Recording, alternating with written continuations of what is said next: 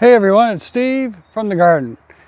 Well, I'm back from several weeks over in Portugal, and in this video I'm going to be harvesting some of my onions. When I came back I saw they were starting to flop over, so that means it's time to get harvesting on those. Now not all of them have flopped over yet, but we'll harvest what we have and we'll just kind of evaluate where some of the other ones are. Off to your right you can see my tomatoes are going crazy over here. I come back and it's like there's been just like this explosion in growth for everything. On your left side, you can kind of see where the peppers are. When I got back, I had to go through and weed all that real quick because weeds had grown up through all that stuff with me not being around. But let's get on to those onions. Now, this is my garlic. This is getting pretty close to harvest, but it's not quite there yet.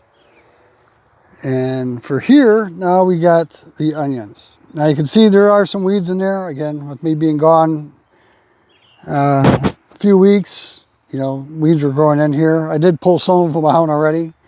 But you can see some of the onions are starting to flop over. And it's mostly the candy onions, which do generally ripen a little sooner than other onions for me. I did kind of pull one last night. And it ended up being almost like a double because there's like a second smaller one that was growing next to the one I picked. So we'll get some of those. The ones on the near side here, these are the Pattersons. These usually mature a little bit later than the candy onions do.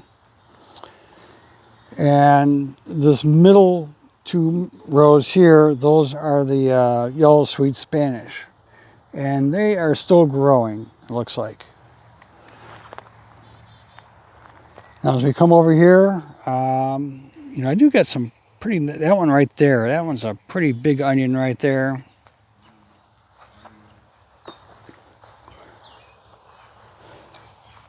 And we got, some nice ones over here on the end too. Okay, so let's get picking some of these. I just noticed, my garlics produced scapes right before I left and I cut all of them out, but looks like I missed this one from the other day when I came back. There was like 5 of them I'd cut after I came back because I had apparently missed them. All right, so let's pull out this first one. So that one's looking pretty good right there. Okay, we have a small one over here that fell over. So that one's definitely on the tiny side. Another one. That one's pretty nice. Not quite as big as that first one I pulled, but still pretty good. I have a giant crab grass thing in here. Pull that out real quick, get that out of the way. All right. Another one. That one's also pretty nice, about the same size as that second one. Another little small one. That one's pretty good too. Here it looks like one of the small Pattersons kind of flopped over. Not a whole lot on that one, but I guess for like a small meal, I guess you could use that. I see there's a couple onions that are starting to flower. So I have to keep track of the ones that start to flower because they will go bad before everything else. So when I pull those, I need to move them off to the side so they get used first. So here's another candy onion. That one's not too bad. Not real big, but definitely a good size, usable size. It looks like we got one last candy onion that's ready. Again, that one's pretty decent too. After I harvest them, I lay them out here in the sun for a little while. That helps to dry the outer skin and dries the dirt on the outside of the onions. That makes it a little easier. Once the dirt is dry, I can just brush that off and then I'll put them into the garage for drying out the vegetation. So that's what we picked so far today. Plus that's that little Patterson that had tipped over. With the soil that was left over on these dry, I was able to just kind of brush all that off. And to prep these onions for storage, I set up these wire racks here in the garage.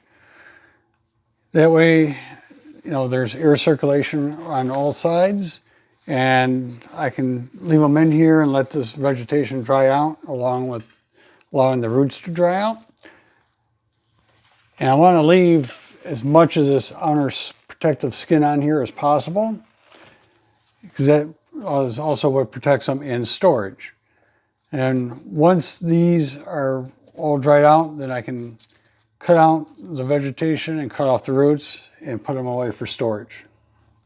But the onions now in the garage, they'll stay there in the shade where it's dry.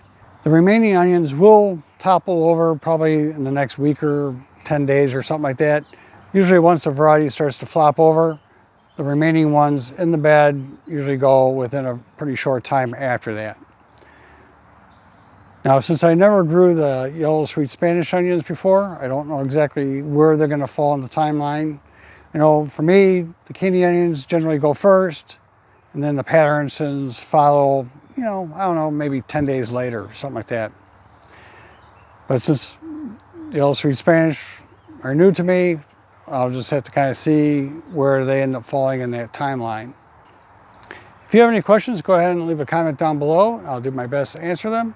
And until next time, I hope you enjoyed, got something out of this, and we'll see you on the next one.